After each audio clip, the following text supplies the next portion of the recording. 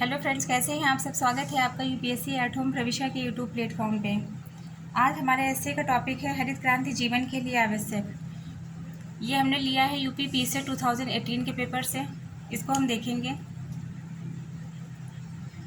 हरित क्रांति भारत की कृषि इतिहास की वह घटना है जिसने देश को खाद्य संकट की स्थिति से निकालकर आत्मनिर्भरता की ओर अग्रसर किया। यह केवल एक कृषि आंदोलन ही नहीं था, बल्कि यह एक सामाजिक, आर्थिक और तकनीकी क्रांति भी थी। 1960 के दशक में जब भारत अकाल, खाद्य की कमी और बढ़ती जनसंख्या से जूझ रहा था, तब हरित क्रांति एक समाधान के रूप में उभरी। इसने देश की कृषि नीति, किसानों की सोच और खाद्य उत्पादन की दिशा को पूरी तरह से बदल दिया। जो धरती को हरा करता है वही जीवन को बचाता है। इस विचार को साकार करने में हरित क्रांति की भूमिका अत्यंत महत्वपूर्ण रही है। हरित क्रांति का मुख्य उद्देश्य यह था कि खाद्य आवश्यकताओं की पूर्ति स्वदेशी उत्पादन से की जाए। इसके लिए उच्च उत्पादन किस्मों के बीज, रासायनिक उर्वरकों, कीटनाशकों और सिंचाई की आधुनिक तकनीकों को अपनाया गया। इसके साथ ही कृषि अनुसंधान संस्थानों की स्थापना और कृषि शिक्षा के प्रसार को बढ़ावा दिया गया। अन्न की सुरक्षा जीवन की सुरक्षा है।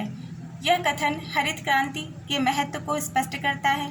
भारत की स्वतंत्रता के बाद के दशक अत्यधिक खाद्य संकट, सूखा, अनाज का आयात और विदेशी सहायता पर निर्भरता से भरे हुए थे। अमेरिका की PL 480 स्कीम के अंतर्गत अनाज आयात कर भारत अपने नागरिकों का पेट भरकर भोजन दे पाता था। लेकिन 1965 से 66 के सूखे के बाद यह स्पष्ट हो गया कि देश को दीर्घकालीन आत्मनिर्भरता के लिए कृषि क्षेत्र में क्रांति लानी ही होगी। हरित क्रांति की शुरुआत SM स्वामीनाथन, नॉर्मन बोरलॉग और भारतीय कृषि अनुसंधान परिषद के प्रयासों से हुई। ये जो फैक्ट है वो आपके प्री के पॉइंट ऑफ व्यू से काफ़ी इंपॉर्टेंट है कि हरित क्रांति की शुरुआत किसके द्वारा की गई। इसमें हाई थ्रीडिंग वैरायटी बीज, रासायनिक उर्वरक, कीटनाशक, सिंचाई और मशीनरी जैसे तत्वों का समावेश हुआ। यह बदलाव विशेषतः गेहूं और धान के उत्पादन में लाया गया। खेती में तकनीकी का समावेश विकास का आधार बनता है। यह क्रांति के दृष्टिकोण का सार है। पंजाब और हरियाणा, पश्चिमी उत्तर प्रदेश जैसे क्षेत्रों में इन उपायों को पहले अपनाया गया। वहाँ की जलवायु, भूमिगत जल की उपलब्धता और अपेक्षाकृत संपन्न कृषकों की तत्परता ने इस क्रांति को सफल बनाया। उदाहरण के तौर पर पंजाब में 1965 के मुकाबले 1975 तक गेहूं उत्पादन 2 गुना हो गया था। इसी तरह भारत में कुल खाद्यान्न उत्पादन 1960 के दशक के अंत तक 82 मिलियन टन से बढ़कर 1980 में 130 मिलियन टन हो गया। हरित क्रांति ने देश को न केवल खाद्य संकट से उबारा, बल्कि स्वतंत्रता, ग्रामीण क्षेत्र में रोजगार और सामाजिक स्थिरता में भी योगदान दिया। भूख से होने वाली मौतों में गिरावट आई, अनाज आयात पर निर्भरता समाप्त हुई, देश आत्मनिर्भरता की ओर बढ़ा। किसान अगर समृद्ध होगा तो देश स्वाभिमानी होगा। हरित क्रांति ने यह सिद्ध किया। इससे किसानों की आमदनी बढ़ी, बाजारों का विस्तार हुआ, कृषि आधारित उद्योग को गति मिली। इसने ग्रामीण भारत को भी नए युग की ओर बढ़ने का अवसर दिया। लेकिन हरित क्रांति केवल उपलब्धियों की कहानी नहीं है। यह असमानताओं और पर्यावरणीय क्षरण की चुनौतियों को भी शामिल करता है। इसके कारण क्षेत्रीय असंतुलन बढ़ा। पूर्वोत्तर, पूर्वी भारत और आदिवासी क्षेत्रों में इसका लाभ नहीं पहुंच पाया। सामाजिक रूप से ही यह क्रांति केवल मध्यम और बड़े किसानों तक ही सीमित रह गई, जबकि छोटे और सीमांत किसानों को तकनीक अपनाने के लिए संसाधन नहीं मिले। इसके अलावा मिट्टी की उर्वरता में गिरावट, जल स्तर में कमी, कीटनाशकों के अत्यधिक उपयोग और जैव विविधता के नुकसान जैसे गंभीर परिणाम भी सामने आए। आज पंजाब और हरियाणा जैसे राज्य इस संकट का सामना कर रहे हैं। विकास जब पर्यावरण को अनदेखा करता है तो वह संकट का रूप ले लेता है।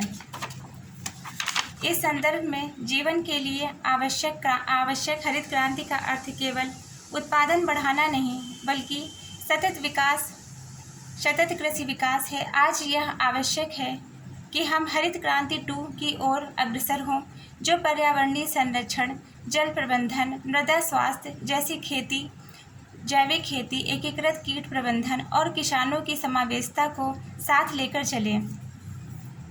नीति आयोग, राष्ट्रीय कृषि विकास योजना, प्रधानमंत्री कृषि सिंचाई योजना, मृदा स्वास्थ्य कार्ड, ई-नाम, कृषि स्टार्टअप्स और ड्रोन तकनीक जैसे कदम इस दिशा में उठाए जा रहे हैं। इन नीतियों में सिर्फ उत्पादन नहीं, बल्कि कृषि को एक समृद्ध, टिकाऊ और समावेशी क्षेत्र के रूप में विकसित करने पर बल दिया गया है।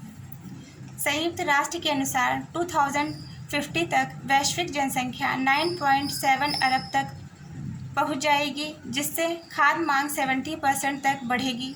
जलवायु परिवर्तन, सीमित भूमि और घटते जल स्रोतों के बीच हमें ऐसी कृषि नीति अपनानी होगी जो अधिक उत्पादन, कम संसाधन उपयोग, पर्यावरणीय संतुलन का आदर्श प्रस्तुत करे। हर खेत तक तकनीक, हर किसान तक समर्थन और हर जीवन तक पोषण, यह होना चाहिए हरित क्रांति का नया लक्ष्य।